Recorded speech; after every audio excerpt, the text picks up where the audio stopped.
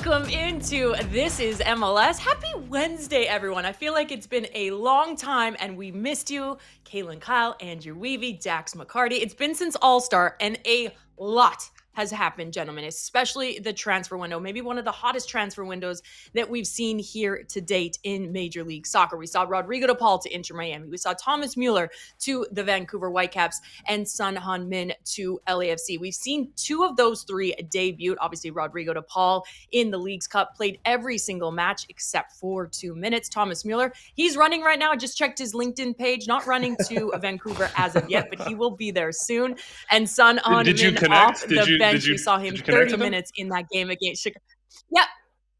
Okay. We connected. Sure. We haven't exchanged, a message yet. Yeah. But we're not friends as of yet. He doesn't know that I'm a huge Vancouver Whitecap supporter, obviously growing up with the academy. I love to throw that out here every once in a while. Again, this show is about you guys in the chat, our viewers here. Yes, I love to get the guys' takes, their hot takes, their nonsense takes, their good takes, their bad takes. But get in the chat because we have an amazing guest coming up later on in the show. We did pre-record that, so I'm not ignoring you in the group chat. You can like and subscribe. So let's dive into it. These three massive signings here in Major League Soccer. Two of them they've seen their debut. So let's start with Rodrigo De Paul in Inter Miami. Dax, what have you made of him so far here in Major League Soccer? I think he's been everything that we've seen as advertised. The same player that was over at Atletico Madrid for all those years under Cholo Simeone. He is going to be the highest level version of a Swiss Army knife that you can think of in Major League Soccer. Sometimes that's a blessing. Sometimes that's a curse. For Javier Mascherano, that is absolutely going to be a blessing, and it's going to raise the floor of this team significantly. Rodrigo De Paul has played in 4 matches. He's already played in 3 different positions and done it at a high level. He's played next to Sergio Busquets. He's played on the right, flared out a little bit in a more tactically conservative formation when they got a red card and went down a man in Leagues Cup. And he's played as a 10 when Mr. Lionel Messi has not been on the field or when he picked up an injury. So he's been fantastic. I think that he's contributed 3 goal contributions in 4 games, which is something that we don't always associate with Rodrigo De Paul. But when you have a player like Rodrigo De Paul, sometimes it can be a little bit difficult to try to figure out where to plug and play him. But for Javier Mascherano, these are champagne problems. Figure out where in your formation it needs the help the most, and you put Rodrigo De Paul in. He will do the job at a very high level in MLS. Against Orlando, he was a little bit invisible, but as he gets to know the league better, as he gets to know his teammates better, he is going to prove to be a very fantastic signing for Inter Miami. Dax, I was going to say, who's popping the champagne this weekend? It was Orlando City. Like they right. Put De Paul in a 3-man midfield with Busquets and Bryant, and the whole idea was to protect that back line. And I'm not going to lie, they didn't protect anything in this match. And Miami's challenge and Mascherano's challenge, I think, is pretty simple. They need to protect Sergio Busquets because they need Sergio Busquets on the field. He really is, certainly in build-up, their ball progressor. When you see Messi get the ball in good spots, when you see Segovia come inside or Suarez get that early service they can run off of, it's almost always Busquets that's either dictated the play leading up to it or actually played the ball himself. But then with Busquets on the field, they're exposed. So to me, positionality is one thing, but I think role is pretty clear for Rodrigo De Paul. When Lionel Messi is on the field, De Paul is a guy that just needs to give freedom to that Miami attack. He needs to give them confidence that if they go with 5, and they will often go with 5, that they're not going to be turning around watching the ball get rammed down their throat the other way. This early attacking production, that is all sort of like icing on the cake. That is not what we should or want to expect from Rodrigo De Paul going forward with Miami. He needs a guy who brings structure, who brings tenacity, and when that ball turns around and you're looking at Miami saying, can they stop this counterattack? He's the one that steps up and either takes the ball or puts somebody on their behind. I would actually argue that Gonzalo Piovi, who's been linked with them from Cruz Azul, might be a more impactful signing because watching those center backs the other day and watching Javier Mascherano react to their mistakes, boy, center back is an area of concern for Miami. Guys, I have to jump to the group chat because it is kicking off, and maybe it's been because it's been a few weeks since we've been on, but this one could be my favorite. My favorite way to slack off at work is back. Well, we love this because it doesn't feel like work to us here talking about Major League Soccer and some incredible players. Also, someone jumping in, Dax wishing he had a Rodrigo De Paul to play alongside him with the crying, laughing faces. I think everyone wishes they had a Rodrigo De Paul to play beside him. Wouldn't? And then there's also this, because this is the other biggest. Yeah, exactly. As someone who was at the Sun debut, the show out was insane. Andrew, what did you make of his debut? He did come off the bench, played 30 minutes in that 2-2 draw against Chicago. To me, Son Heung-Min is perfectly suited for this LAFC team in ways that Olivier Giroud just wasn't. And that comes down to sort of the pace that LAFC's other attackers want to play at. It's often Steve Cherundolo trying to slow down Denny Bouanga and David Martinez and Nathan Ordaz in the past because Giroud just wasn't keeping up with that pace. He needed to be in more of a methodical build-up situation where he could occupy spots and make runs as he could predict service coming in. That's not LAFC at their best.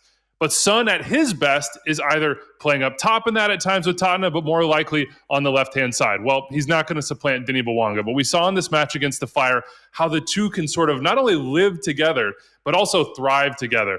To me, Son is going to be that player that you can play into his feet if he drops in. He will spin it either way. He can go in behind a Bouanga. He can switch the field to whoever's playing right wing, Ordaz or Martinez.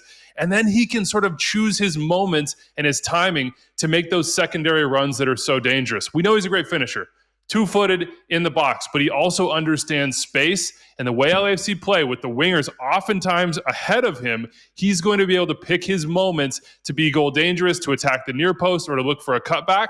I just think he's going to keep up with the pace of LAFC better, and they need a secondary goal scorer, Dax. It's like Bouanga or nothing right now. Play him in the middle, play him close to goal, and you'll have your secondary goal scorer. Wiebe, isn't that incredible that you talk about Denny Bouanga is the incumbent on the left-hand side? And I don't disagree with you, but we're also talking about one of the best left wingers that the Premier League 100%. has seen in the last 15 years. And I think that speaks to more Bouanga's quality and his proven quality in MLS rather than Son falling off the map or anything like that. You saw it on the penalty. He still has pace to burn. You saw him find really good spots and pockets to pick up where he is going to be such a nightmare to deal with opposing backlines because he's got a really high soccer IQ. All the things that you hit on were right. When it comes to his actual debut, I saw it as more of a little bit of a mixed bag. And listen, I'm skewing it way more positive than anything. But this guy, he did just get off a plane. He's trained one time with his team, so let's not be overly harsh here. It's just little things that take time. Those are going to take reps in training to get used to. I found it really interesting, Wiebe, as I'm going back to try to watch some clips from the game against Chicago. And the first two involvements Son had in the game were both defensive. And I absolutely love that from him because I think it speaks to his mentality. The first sprint he made was a sprint back to the left wing to cover Denny Bouanga, who had made a run up top. And the second was a repress where he actually won the ball back for LAFC to keep the pressure on Chicago in their attacking third. All the things you spoke about with him in the attacking third are going to be true. He will score goals. He will be a thorn in the side of opposing backlines. He will show all the quality that we've seen in him the last couple of years. But it's that defensive presence, that defensive high press with his pace, the way that he is able to swarm around defenders to not make them comfortable. That is what I think is going to set him apart as far as these other signings in Major League Soccer go. He's still at a great age. He's still highly motivated. And oh, by the way, the commercial success that we are going to see in Major League Soccer, it is going to rival, not necessarily rival, but it will be a notch below Beckham and Messi. You can bet your bottom dollar on that. And what I love is like Beckham showed this as well, is a desire to come in and compete and contribute right away, even if you're not at peak physical ability. Son seems like he is extremely invested in LAFC, the project, and his place in the project. That's what you want to see off the jump.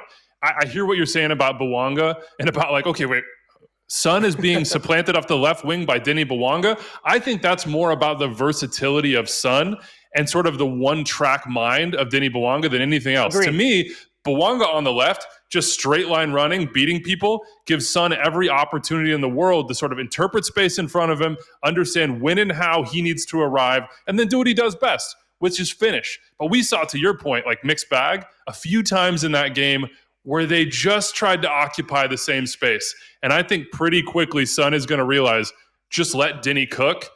Find yourself in a position where you can get near post or you can come out of an unexpected angle for a defender, and you're going to have tap-ins all day long. And Bouanga's going to realize, I don't always have to shoot. I can also just square the ball sometimes.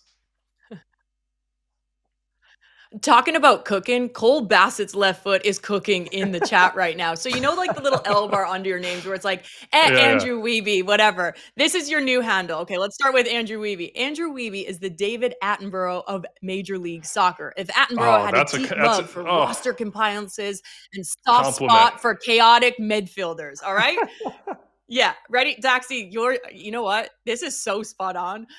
Dax McCarty on MLS 360 is like a jalapeno in your tactical smoothie. Unexpected, spicy, and somehow just what you needed.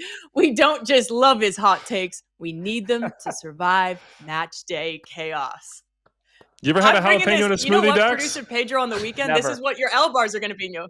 Kaylyn, go ahead and give yourself some love there too. Cole Bassett's left foot is bringing the heat. Kaylyn Kyle handles MLS 360 chaos like she's diffusing a tactical bomb in heels. Cool, sharp, and unfazed while the boys yell about XG and vibes. I know I got my hype man. My hype man is Cole Bassett's left foot. And by the way, great name for him as well. You know that's a straight up MLS sicko if he's going that deep down the hole there. Oh, I absolutely love it. All right, let's jump to the Vancouver Whitecaps up into Canada, north of the border. Thomas Müller, yes, I commented and mentioned that we saw him taking his last run over in Germany before he gets on that flight and joins the Vancouver Whitecaps. What can we expect from him with the Vancouver Whitecaps, who are currently fighting for that supporter shield right now? I think creation of big chances. Listen, Thomas Müller is good at one thing, and it's basically the most important thing in the game, and that's understanding where the ball, when it'll go there, and what the right decision to make with it is. I know that the goals in his record have sort of fallen off in recent years, but big chance creation has always been there. I think that's what the Vancouver Whitecaps are getting with him. I hope that Müller is able to walk in and hit the ground running. He's had the Club World Cup. He's had training with Bayern, who had to really ramp up to get prepared for that tournament. And he just has this ability, Dax, that isn't based on physicality. It's based on his brain. It's based on timing. It's based on technical ability. And I don't think all of that is going away. And if you look at Vancouver, okay, Ryan Gauld is hurt. He may not be back until the end of the year. Pedro Vite has been sold. And Pedro Vite was more of a ball progressor than he was a true chance creator and scorer in the final third. If I'm Brian White right now and I see Thomas Müller coming into my team, I am absolutely licking my chops. Like, think back at Bayern Munich teams of the past and number 9s who have thrived with this dude.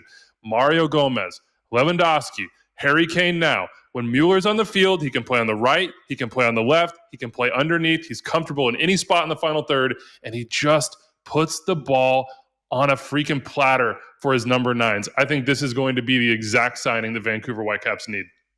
I don't disagree, Wiebe. I think you make a lot of good points with regard to Thomas Müller. We've seen it year in, year out with one of the best teams in the world in Bayern Munich. He's the guy who flies under the radar and uses his soccer IQ to find soft spots in a backline or in a midfield and pop up with big goals. He absolutely will find a big goal, always. That's what you can guarantee. I just question a little bit the tactical view that Jesper Sorensen has of Thomas Müller. One thing I love about Jesper Sorensen, he has not changed his formation. He loves to play in a standard 4-3-3 with really dynamic, dangerous wingers and 3 out-and-out midfield. It really reminds me a lot of the Liverpool teams under Jurgen Klopp that had really dynamic number 8s surrounding a number 6 and out-and-out wingers and a number 9. So my only question, because I agree with you about his tactical versatility, is where does Jesper Sorensen see Thomas Müller playing?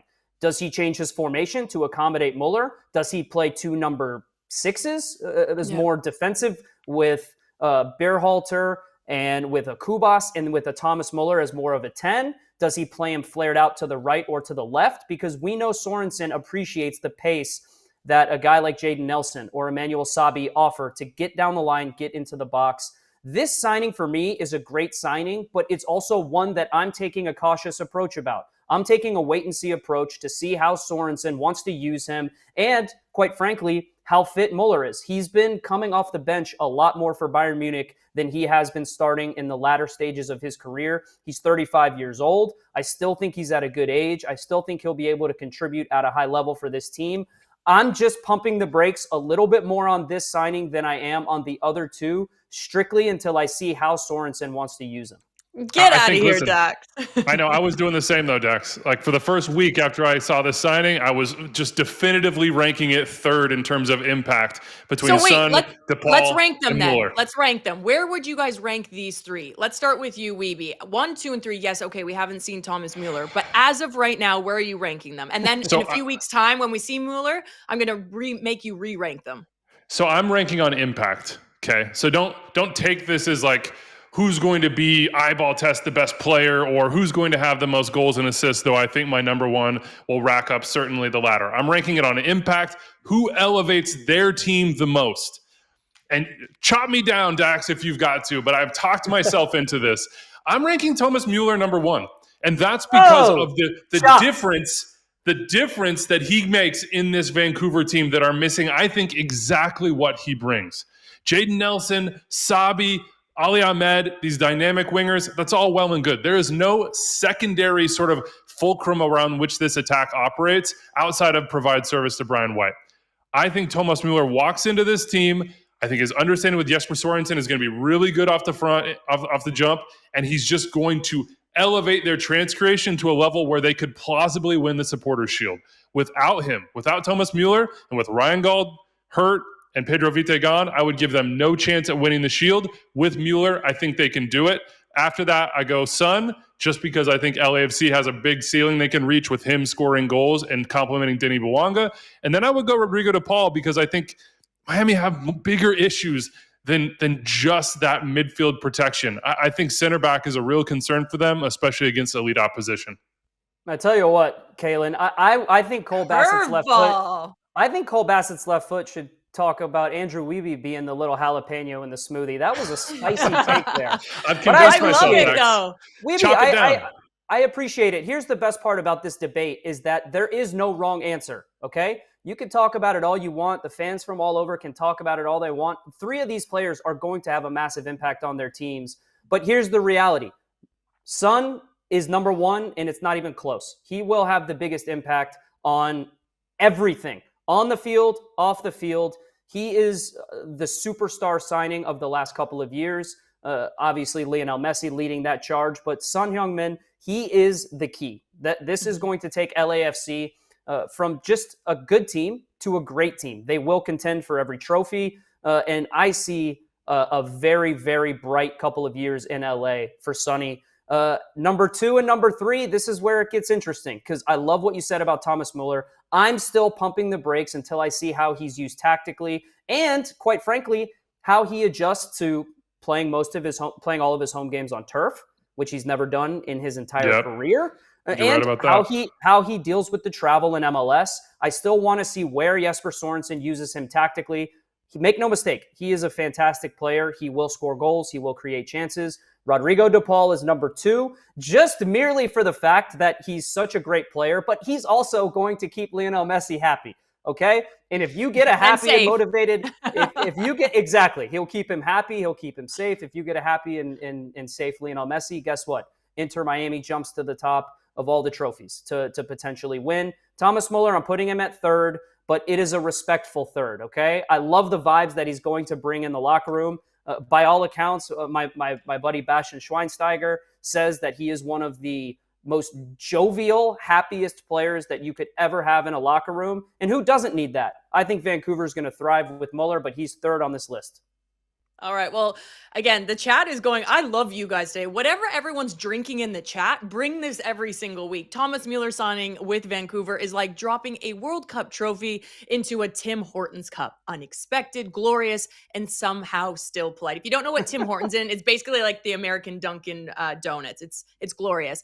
One player we obviously didn't touch on was Wasim Abu Ali to the Columbus Crew. I watched him in the FIFA Club World Cup. He was absolutely phenomenal. I cannot wait to see his success here with the Columbus Crew and Wilfred Nancy. But with that being said, let's talk about more success. We pre-recorded an interview with one of the greatest soccer players of all time here in North America and with the U.S. men's national team. We had to do it earlier, so don't get at me in the group chat, okay? The man is very busy, so here you go.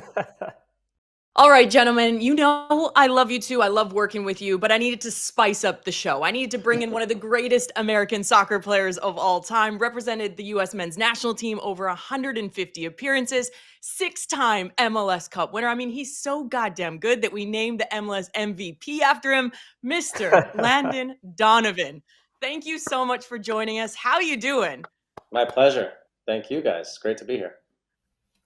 Now, obviously, we've seen the growth of Major League Soccer since you've played, and the 2025 season, it's heating up, especially in the Eastern Conference with the Supporter Shield race. What have you made of the season so far here in Major League Soccer? Well, not to be the old guy, but Dax and I remember, and Andrew remember a time where it wasn't like this, right? You didn't turn on the TV and see sold-out stadiums. You didn't have millions of people watching and following, and it's just been fun to be a part of that. So I'll just start there. The league has gotten so much better. And I know Dax has played more recently than I have, but it's just fun to watch games. Every weekend there are great storylines. There are great games to watch. Obviously, the introduction of Lionel Messi has brought a different element to the league and to the game, but it's just been really fun to watch. And there's Don Garber many, many years ago when the league started was very, very hell-bent on parity. And he wanted everyone to have a chance. And every year you see it, a team that was terrible ends up great. And you look at Vancouver, a team that was great ends up struggling. You look at the Galaxy. And everybody has a chance to either make the playoffs or change the scope of their last few years. So it's been really fun to watch. Landon, you said it, man. The league is chaos. It's so fun to watch right now. I actually had it in my head that maybe after I started this media thing, I should pull a Landon and come out of retirement because I want to keep having fun on the field right now and keep playing. All right. Dax, we saw it with the Des Moines Menace. No. Yeah, that's right. There you go. No, I think about that a lot, man. I watch these games and I'm like, God, I wish I could have played with him, or God, I wish I could have played with him, or I wish.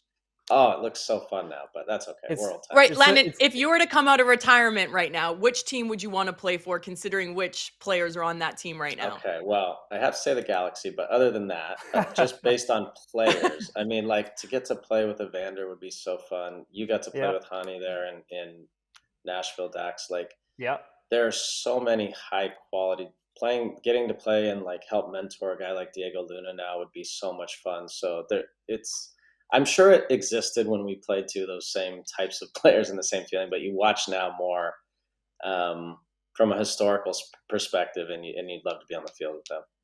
Dude, no question about it. I look at games week in, week out, and there's so much exciting talent on the field. A couple old guys still doing their thing, a couple young guys. But for me, it's all about storylines. One of the biggest storylines in Major League Soccer right now is the Supporter Shield race.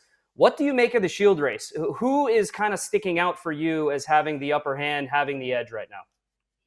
Well, Vancouver, for a while, you would have probably said it, and I'll tell you why. And there's two reasons. She's loving it. Or there's two teams that fall into this category. Is Vancouver and San Diego both sneak up on you. So what I mean by that is there are teams in the league, and you know this too, Dax. There are teams in the league that all of a sudden you're not paying attention to, and you look up and you go, oh my God, they're top of the standings, right? And San Diego fell under that because I'm here, so I see it, but people around the country aren't paying attention to that. Same with Vancouver. Now they've fallen off a little bit. I have to say, and I'm not saying this because I'm a homer, but like, I think San Diego, for that reason, have a very, very good chance to win the Supporters Shield. I think teams come here, they don't know really what to expect. It's a new stadium they haven't played in before. It's a lot of travel for teams from the East Coast, and they've just been accumulating points. And then importantly, and I did not think this would happen, they've gone on the road and won a lot of games. And that's hard to do in this league as an expansion team. And I think the money would be on San Diego if I had to bet. They've won more games on the road than they have at home. Go ahead. It's incredible. No, By the way, you're preaching to he's our Dax's stat choir. man now, Dax. Yeah. I am. He's preaching to Dax's choir. Listen, those teams might go under the radar. One team that has no chance of going under any radar is Inter Miami, Landon. And you experience sort of the pressure and the necessity, really, to win MLS Cup when David Beckham was there. I've often said that in Beckham going to Miami, he understands that really nothing is good enough for that club other than getting to that promised land. What is it like this year, do you think, for Miami to play under this level of pressure and expectation, not just every week, but in terms of the long game? Because, listen, Lionel Messi won't be there forever. They've got to go lift that trophy. Yeah, it's a great question. So we had Tim Leiweke in LA so Phil Anschutz was the owner. Tim Leiweke was the guy who ran all of Anschutz's sporting and entertainment businesses. And Tim would come in every year, unquestionably every year, and he'd say, look, if you're not willing to play with a target on your back every week, then this is not the club for you. And he loved it and he owned it. He said, we want teams to come after us. We want the target on us. And if you can't handle that, go find another club. And so there are teams in this league, Miami certainly, the Galaxy certainly, LAFC, and others who, when it's time to go to play the Galaxy, everyone gets up for the game. And it's what I was a little bit talking about earlier is, San Diego or a Vancouver, it's not that, no disrespect to them, but like it's not the same feeling because of the history of the Galaxy and because the history of Lionel Messi and what it means to go play in Miami. There's infinitely more eyeballs on you, so it makes it way more difficult. Now, Lionel Messi isn't bothered by that. Suarez isn't bothered by that. Busquets and Alba, they're not bothered by that. But it is a challenge because everybody gets up for it, and you saw it with Orlando last week, and it's just that is a big game. Orlando. That's a bigger game for Orlando, no disrespect, than it is for Miami. And all of a sudden, bang, bang, 4-1, and it makes it difficult. So it is a challenge, but they have clearly gone, I think, in the way they've approached the season, they are going to go in all in long term on winning the championship. Now, they've had a tough spell with tons of games through the middle, but I wouldn't be surprised if guys rest, relax, and then towards the end of the season, make a real push. Let me just put you on the spot, man. Can Miami do it? Because I saw that Orlando game in person. They've got issues on the back line. We asked you, Shield, what's your cup prediction? Would it be Messi in Miami? The thing about, Dax knows this well, the thing about winning a championship is you need plays. You need guys to make plays in big moments. Everybody gets pretty similar through most of the parts of the field. And then in your defensive end and then your attacking end, you need to make plays. Miami has a ton of guys who can make plays. So that leads me to believe, yes, if they get there, they can do it. All right, the biggest question. Obviously, everyone knows I'm Canadian. I'm shocked I'm not wearing red right now, but, I have the utmost respect for you, Landon. And we're starting to see the rivalry heat up between the U.S., Mexico, and Canada. So heading into the 2026 World Cup right here in our own backyard, Canada, Mexico, and the U.S., how do you see the United States faring? Well, it depends on when you ask me, Kaylyn. So now, it depends on when you ask, and it depends on the, I guess, moment in time we're in. This summer, the beginning of this summer, was difficult, and there were a lot of challenges with the roster. There were a lot of challenges with, I just think, the overall feel around the team. This summer gave us all, I think, a lot of hope. But the reality of this summer during the Gold Cup is a lot of those guys aren't going to be a part of what happens going forward. They're just not, and that's the reality. So the question is, can the energy and the belief that was built this summer carry over into a bunch of the guys who weren't there? There are probably 10, 11, 12, maybe starters, 10 or 11 starters potentially who weren't there. So how does that migrate into this next September friendly, which, by the way, is coming upon us very quickly? And then how does that go going forward? And we're all optimistic, I think, and we're all hopeful, but we do need to see, objectively, we need to see some good performances and something that gives us some hope and belief again going forward. Yeah, I couldn't agree more, Landon. Who, as a younger player in MLS that maybe had a great performance at the Gold Cup, has maybe impressed Pochettino, do you see anyone being able to really step in to have a big effect on that starting 11 or maybe coming off the bench for Pochettino at the World Cup? Yeah, if you go through the roster, I think Chris Richards was a bit of a revelation, not for people who've followed Palace all year, but for people who follow the national team, he wasn't a guy who was starting every game. All of a sudden, he became the man in the back, and now it's him and who, right? And before it was like, is he going to get in there? Now it's he's in there, and who's going to play with him? So he was a little bit of a revelation. Of course, Diego had a fantastic tournament. Malik had a fantastic tournament. But again, Dax, my question is, how do they now integrate with the bigger group, right? So Diego Luna is a great example. He is full of energy. He is a guy who I know this type of player so well because these are the guys I grew up with, right? Like Latin influence in Southern California. And when he is feeling it and the rhythm is there and the energy, he's fantastic. Now, can he carry that in when Christian's on the field and Weston's on the field, Tim Weah's on the field, maybe Balogun or Pepe? Is he going to have that same flair and that same energy? Or is he going to sort of submit a little, right, to them? And that's a natural thing that happens in sports. And so that's going to be fun and interesting to watch. Same with Malik Tillman. I mean, he's a little more demure and a little more calm in his demeanor. But it's going to be interesting. How does he now fully integrate into that group? Because at this point, you would say Malik for sure needs to be on the field. And so how does that all happen? Landon, World Cup starts today. Who's your number 9? Who's starting up there? Oh boy. Ooh. Who's available? You can't pick yourself. You can't come out of retirement. Kaylyn, you don't want me on the field. Trust me. I can't even walk.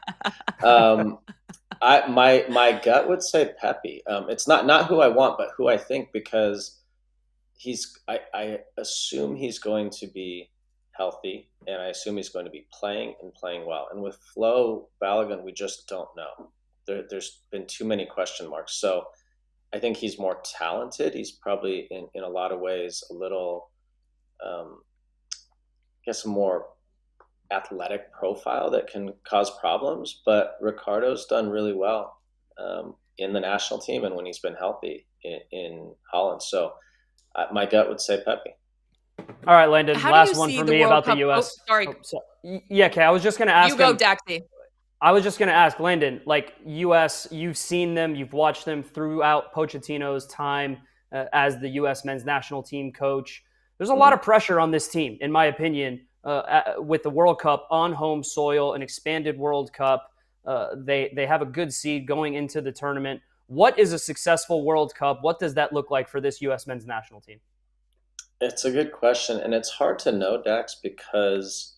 and I'm not sitting on the fence, I promise, but it's hard to know because this is the first World Cup now with 48 teams. And then in addition to that, you have the U.S. being one of the seeded teams. So historically, you have the host nation and 7 other teams are seeded teams, and then everyone else falls in line. So in that scenario, it becomes very challenging if you're not one of the seeded teams, because you're going to play a really good team. The U.S. sees this every time we play in a World Cup. And then you're going to have, if you're in the second pot or the third pot, either way, you play a second pot team or a third pot team, it's challenging. And then if you get a really unique, tricky, challenging fourth pot team, it's really hard. In this case, the U.S. is one of the seeded teams. So you're going to miss out on the other 11, well, Canada and Mexico, so the other 9 best seeded teams in the world. Right. So you miss out on all those teams, which is good.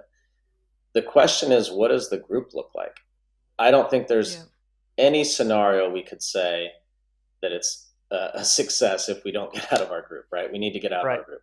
But at that point now, you cross over into what's now a round of 32 instead of a round of 16. That, in theory, if you finish first, should be a team that's beatable. But if you slip up in the group and you finish second or third, now you're going to play potentially a real monster in that round of 32. And so getting out of the group, absolutely. I think you need to win a knockout stage game. But historically, we would say if you win a knockout stage game, it's been a fantastic World Cup because now you're in a quarterfinal. If you win a round of 32 game on your home country, you should probably do that too. So I would say probably need to win a round of 16 game to say a really, really successful World Cup. But I also say it can also be a successful World Cup if there are some iconic moments. Nobody knows that more than me, right? I had a 4-yard tap in that changed my life, right? So those moments are crucial too, and it's part of the reason why I get so passionate and emotional about the team when things aren't going well or guys don't want to play for the national team, because it's such a massive opportunity on home. So I did it halfway across the world and it changed my life. Imagine doing it in your home country and what that can do for you. Yeah, I was lucky enough to play in a home World Cup in Canada, and it's just such a different feeling from the first one that I played in Germany. I want to switch focus to the Leagues Cup that's been going on. Obviously, this is the third edition. There's been a format change. We're now down to the final 8 teams in the quarterfinals for Major League Soccer, for Liga MX. You've played in both leagues, and you've watched the tournament kind of grow, and you've watched MLS grow. Do you feel like the gaps closed between Liga MX and Major League Soccer? Oh, there's no question. And I would argue that the pendulum has swung the other way towards MLS teams. Wow. Now, depending on when you get a team, what form they're in, how they're playing, that can all matter. Are they just out of preseason, et cetera? But this tournament is happening at an advantageous time for MLS teams, which is good. I equate this tournament a little bit to Nations League. Nations League, at first, everyone was like, oh, dumb tournament, another tournament, nobody's going to care. I covered the Nations League final on Fox this summer. Watching Portugal and their fans during that final and when they won was, if you try to convince me that no one cares, you're crazy. And so Leagues Cup these things take time. It takes time to build tradition, history. There needs to be some insane moments, something in the next, few weeks, months, crazy needs to happen. And that really gets people excited. But I think the games have been great. They've been entertaining. The teams took them seriously. With the format, it's a little challenging in the third game. If you have nothing to play for, of course, it's different. But, I watched the Galaxy put, 4 or 5 on whoever they played to get in. Right. And so to get into the knockout stage. So the teams care, the players care, and ultimately that's what's most important. Landon, let's talk Galaxy, man. We got you here. This is such a bizarre season. You win a championship, and then it seems like you can't win anything. How do you feel about this Galaxy season? And then as an extension, if Ricky Puig is healthy and there is nothing to play for in the league, should the Galaxy put him on the field? No. Start with that. No, he should just continue rehabbing and making sure that he's ready for next year. It was crazy this weekend. I don't know if I just went to bed early, whatever, and I woke up in the morning and I was like 4-0 at home. And it was reminiscent of the game. We went up to Seattle and won 4-0. We call that the refund game in LA Galaxy lore because all their fans were given a refund for that game. So they paid it back a little bit. And it's just been a bizarre season. It feels like when things go well, you get this hope and this optimism. And then all of a sudden there's a huge setback. And so I've been part of years somewhat similar to this, but I don't think anyone could have predicted this. I think ultimately the learning is for Greg and for the team is that they were probably overly reliant on Ricky. Yeah. But I don't know how you account for that because he's so good and he's so dominant and he's such the alpha on the field that when he's there, he makes everything go and tick. But then if he's not in the team, everything's different and everything changes and you can't replace him. It's impossible to put someone else in there and say, Diego, you do this, or it just doesn't work that way. So it's going to be interesting. I think at some point here, if there's not points picked up consistently, that's going to be it for the season, right? And so that it's a good question, Andrew. I don't think he should get on the field if there's nothing to play for. It's not worth it. LD, I've got news for you, brother. The season is over for the Galaxy. Leagues Cup is not. Are they winning Leagues Cup? Well, the funny thing with these things, you saw it with Tottenham last year, is now you put all your eggs in that basket, right? Of course. And so why not? I mean, they are certainly talented enough to beat any of those teams. So the question becomes, they win Leagues Cup is a successful season. Exactly. I don't know. All right, man. Enough about the Galaxy. Let's transition to you. When I come back in my next life, I want to be you. You've held every role under the sun. I do. You've been a head coach. You've been a GM. You've been an owner. Yeah. Now you have a budding media career that your star continues to rise. You have a book coming out. What has post-soccer playing retirement life been like for you? You've held a number of different roles. Which one is your favorite? And can you just walk us through how excited you are for your book to come out? Yeah, good question. So it really just means I'm lost and I can't figure out what the hell I want to do with my life. It means you're talented, very talented. Exactly. Okay, there we go. We'll say that. Rose or glass half full. This is what I would say. So of all the things, the most impactful, meaningful thing I've done is coaching, for sure, especially with younger players. I really, really enjoy that. The challenge with coaching is you're hired to get fired. I'm not going to move my family all over the country every 2 years or 3 years. And it's stressful. Like, it's really stressful. It's so good. I wish every single player, when they begin their pro career, could go spend 6 months with a coaching staff behind the scenes and see what happens just for you to watch a 3-minute video clip.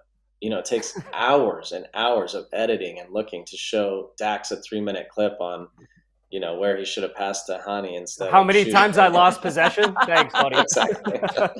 So that stuff's so difficult. I will say the most enjoyable now, really most enjoyable, is doing the podcast. Tim's phenomenal. Tim and I obviously had a long history together, but our rapport together is very natural and easy, and it makes it fun. And he's so unique in the way he sees things and views things. And so for me, I'm always like, I just sit there when he talks sometimes and I just catch myself listening and I'm like, oh my God, back to the rundown. We got a sponsor, we got to hit. But I'm just sitting there like engulfed in what he's saying because he sees it through such a unique perspective.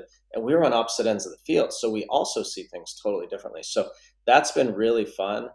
And candidly, it's been way more successful than either of us ever would have thought, but it's been really enjoyable. And then the last piece, I've been writing this book actually not me writing, but it's been like a 5-year process. And we were actually, Dax, crazy to say this, but I was gonna try to release it before the 2022 World Cup. Wow. And it's just taken so long and so much time. I'm a perfectionist, and so like every word matters. But it's there is soccer in there for sure, but it's much more than that. I talk a lot about my childhood and where I started and how unexpected it was to get to where I got, all the challenges with mental health and depression, all the like really unique, interesting years through MLS, of course, the World Cup. So it's been really fun. It's really fun to do the process, although I can't look at it again until it comes out like as a real book because I'm so sick of reading the same words over and over.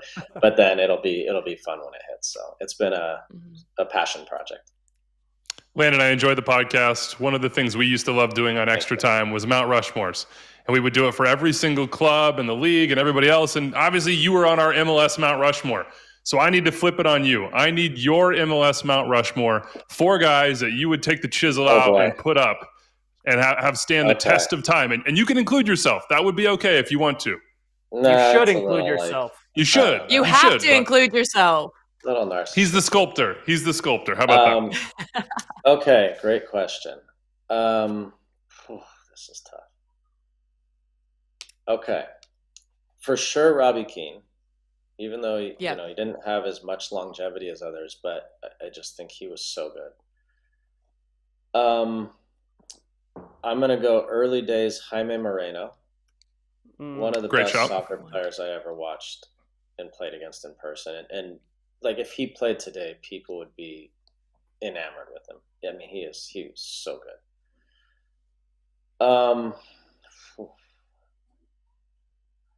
Probably, I don't know if you can put a goalie, but I'd probably put Nick Raimondo. Can I put a goalie? Yeah, you can put whoever you want, man. Whoever you want. I have to put a goalie. No, I don't have to. Okay. No, you don't have to. And my last one. I'm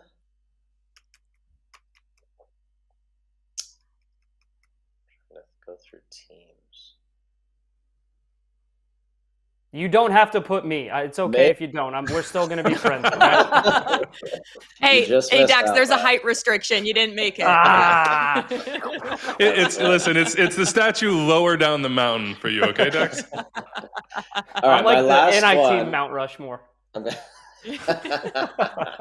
My last one, and everyone's probably going to hate me because I didn't name any current players, but I think Jeff Agus, because he won 5 or 6 trophies.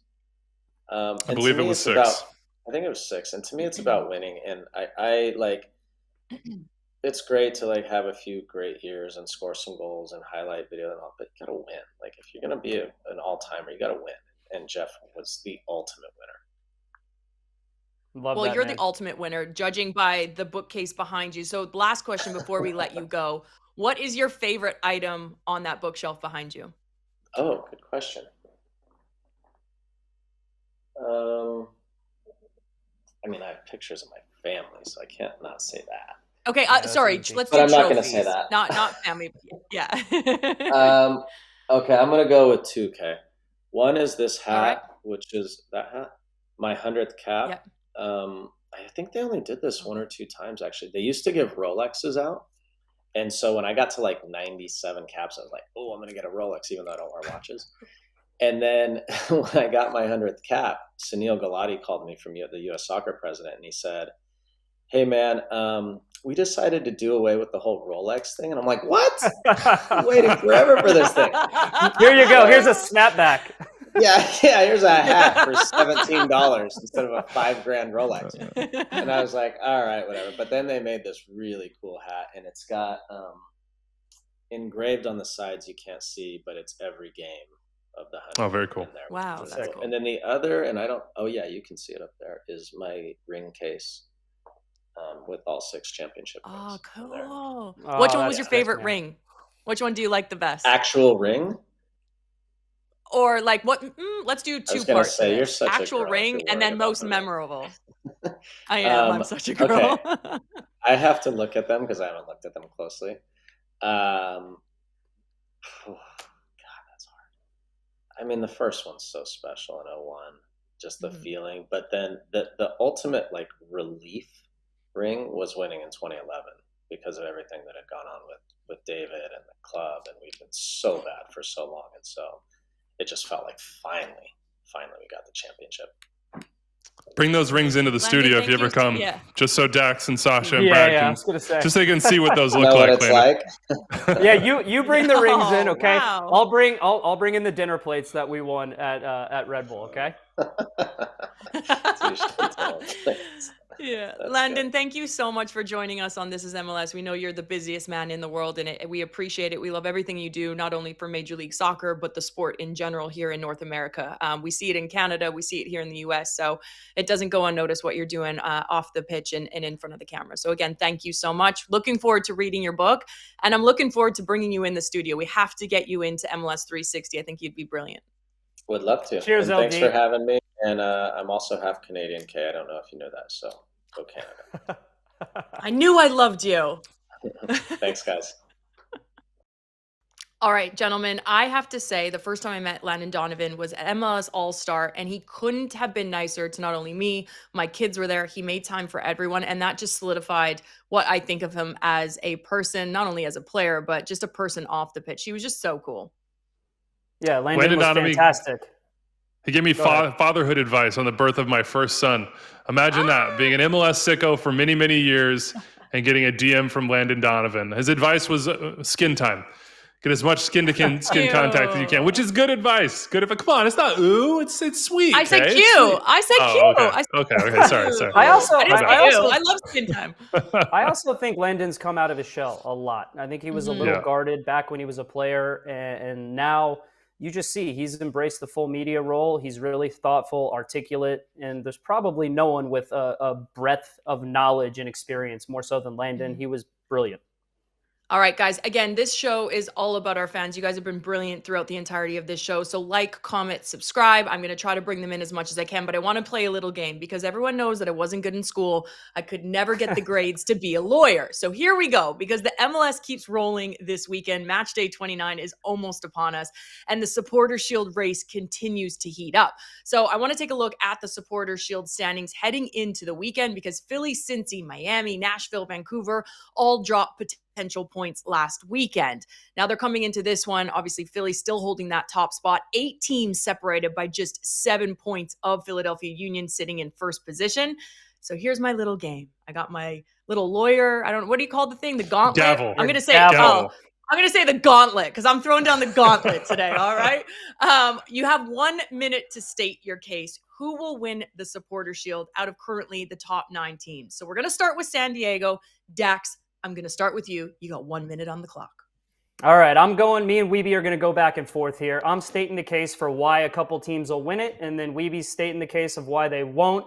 For San Diego, I've got why they will win it, because I've been on the train since about 6 months into the season after I had them last in my preseason predictions. Shows you how much I know, shows you how much preseason predictions are worthless. I apologize for that. San Diego is going to win the Supporter Shield because they have one of the best coaches in Major League Soccer. He consistently outcoaches his opponent with in-game adjustments. San Diego can beat you in a number of different ways. Patient possession, build-up, check. Set pieces, check. Oh, you need to have quick transitions and counterattacks, check. Their designated players are 2 of the best, most informed players in Major League Soccer. And oh, by the way, you like goals? Because they score plenty of them. They've got 50 goals scored on the season, which is tied for first with Orlando and Miami. And oh, you want to tell me they have a road-heavy schedule to finish out the season, Wiebe? I know that, 5 of 8 on the road. They're actually better on the road than they are at home. So if they need to be in a shootout, if they need to go on the road, they can do it. San Diego for the Supporter Shield. Listen, Wiebe, just quickly, hold on, wait, Wiebe, before I jump to you, Dax, you know what I love that you've just done there? You very much had a moment of, I know exactly what's on Wiebe's cue cards.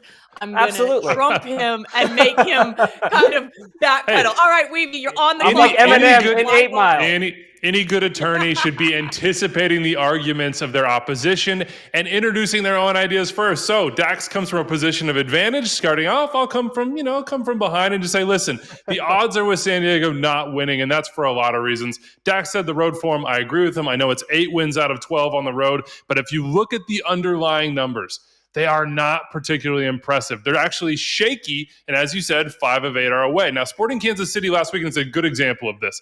Actually, Sporting, if you look at the XG and the chances created, were a much better team. But it was Lozano, Golazo, and then Dreyer who come good. I just think to win the Shield the rest of the way, San Diego is basically going to have to be perfect. And if you are an opposition manager planning for San Diego right now, 2 guys you stop are Lozano and Dreyer. So all these managers are going to say, how do we slow down the wings? And who's the third option for San Diego? Unfortunately, they don't have one right now. Center forward production has been poor. And if they don't get more goals from somebody other than Dreyer and Lozano, I don't think they're going to win the Shield. Their underlying numbers aren't good enough. Their schedule is tough. In the end, you've got to be perfect. San Diego will not be perfect, and they will not win the Shield. It was good, Wiebe. Good argument. I got to give you that. Good argument. You made a good argument. You did. You really did. But in Anders Dreyer, I trust. So I'm going with Dax. All right, next That's one. Fine. Cincinnati, Wiebe, let's start with you of why they will win it.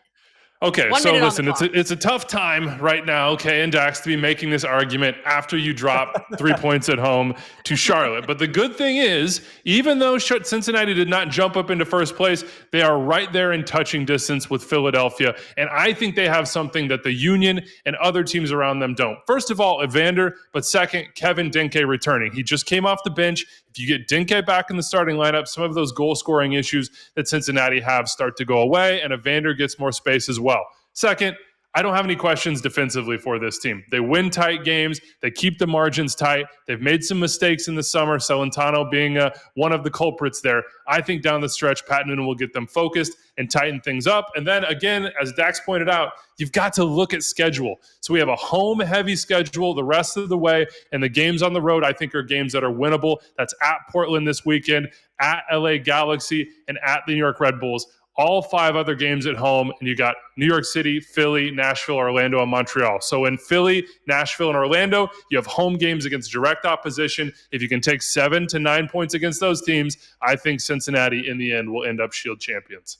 All right, Kay, I know you had your timer out. Surely that was longer than 1 minute, and therefore I'm going to let it go, though. I'm going to let it go. I will make the argument why they won't win it anyways. And Wiebe pointed to a little bit. He's talking about that home-heavy schedule. Well, Wiebe, you like numbers and stats. Here's one for you. They've only won 2 out of their last 8 home games in all competitions, all right? So their home form is not something you can rely on. Evander and Denke, completely agree with you. They are brilliant. But that brilliance only takes them so far in terms of goal scoring. Out of the top 9 in the Supporter Shield race, they rank dead last in goals scored, okay? So now you have scorching form from Evander. You have Denke, who might not be healthy. I don't know. The X factor is Luca Orejano. He's only scored 2 goals in the league this year. He's been hot and cold. If you can get him in better form, then yeah, I think that they have a chance to win it. Unfortunately, he has shown this year that he's a little bit too inconsistent. FC Cincinnati, the Shield is not yours. Ooh, Wiebe, I'm going with you. Because Sacha just texted me and said, if I don't pick FC Cincinnati, no, it's because Sacha just texted me and said, if you don't pick FC Cincinnati, that he's basically going to be 10 times harder on me on the weekend, and I don't have it in me. My social battery's drained. All right, we got only time for one more. I'm so sorry because I know you guys prepped so hard for this. So which team do you guys want to dive into? We got to do Philly, right? We've got to do Philly, huh, Dax? Because they're first right now. So I think it's got to be Philly. All right, Philly, the Philadelphia Union currently holding the top spot in the Supporter Shield. Dax, let's start with you. Over to you, why they will do it. The Philadelphia Union, they are owed an apology from me because they're a little bit of the forgotten team right now. We're talking about all these other teams. They are in the driver's seat for the Supporter Shield at the moment. So here's why they'll win it. Guess what? They just added Milan Ilaski, the owner of the greatest goals per 90 minutes in MLS history right now. And I know the sample size is small, but he looks like he will fit in perfectly with what Bradley Carnell wants in terms of style of play. And, oh, by the way, that's the 4th player now on this roster, the 4th striker that can be a game changer. Ty Baribo, Bruno Damiani, Mikel Ua, and now Milan Ilaski. They have the deepest stable of strikers in the league. They have the most quality stable of strikers in the league. They have a 2-point lead on everyone with the same amount of games played. Inter Miami has 3 games in hand on them, so we will see exactly what that means with Inter Miami's results. They've got a favorable schedule down the stretch.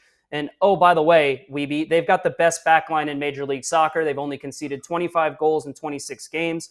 Jakob Glesnes, he's the incumbent. He's the one that everyone talks about. It's actually Macania, his center back partner, who I have been more impressed with. He's really coming into his own. This is a Philadelphia Union team that is one of the most balanced I have seen in recent history. They can absolutely go on to win the Shield. Come on, Wiebe. Can is one thing, Dax, but we're not saying can. You should be saying that they absolutely will. And you said that schedule I can't say that they will and still talk about how much I love San Diego. So Okay. You know, listen, get your attorney, get that powdered wig on, bro. Okay, the schedule is not as kind as you're making it out to be for the Philadelphia Union. This weekend is difficult. They got back-to-back Red Bulls at Red Bulls, where Red Bulls are 9-2-2 at home and desperate. Chicago at home sounds easy. It isn't. Chicago is actually better on the road. And then these are the big ones. At Cincinnati, then at Charlotte to end the year. Charlotte, 9-1. They will be desperate to get a win at home to get seeding at that point, and they're also going to go to Vancouver, by the way. So I think those games alone make the uphill battle for this team. I also think there's nobody outside of Baribo that's scoring goals. I love Olaski. It's a great transaction for this Philadelphia team. He is going to have to fit into an entirely new style of play. I don't know if he can do it immediately. I don't know if he will overperform his XG like he did with San Diego. Therefore, I'm saying no. They come up just short because they just cannot get through that road-heavy schedule down the stretch. But listen, somebody's got to do it. So Miami, Nashville, Columbus, all these other teams, find a way to make this interesting. Okay, that was hard. I made the argument for you guys. Sorry. That was hard. I'm going to sit on the fence with this one because you guys, I know how much work went on behind the scenes. That's proper hosting right there. Yeah, all right, Kay. We're going to have a conversation in studio this weekend. You guys can Venmo me. I'll buy you a bottle of wine. Relax. All right. Josh Connor in our chat just keeps screaming at me, LA Galaxy. they're not even in the running for the Supporter Shield, Josh, but they are in the running for the Leagues Cup. The Leagues Cup quarterfinals kick off August 20th. The top 4 Major League Soccer teams go head-to-head with the top 4 Liga MX teams in an all-or-nothing fight for regional dominance. Get your tickets at theleaguescup.com/tickets or tune in with MLS Season Pass. And I mean, there is some crackers for these quarterfinal matchups. Inter Miami, Tigres, Toluca, Orlando City, Seattle Sounders, Puebla, LA Galaxy, Pachuca. And the best part of this is if Orlando and Inter Miami both win their matches, they will find themselves in the semifinals head to head. And we just saw what happened on match day 28 with Orlando City taking a 4-1 win over Inter Miami. Guys, it has been a pleasure. I love all the work that you guys do behind the scenes. To Landon Donovan for joining us on This Is MLS. We know how busy he is, whether he's writing books, coaching, media, the man does it all. So a big thank you to him, and a big thank you to all of our fans in the chat. Like, comment, subscribe, tell your friends, and we will see you next Wednesday. For myself, Kaylyn Kyle, Dax McCarty, and Andrew Wiebe, we'll see you next week.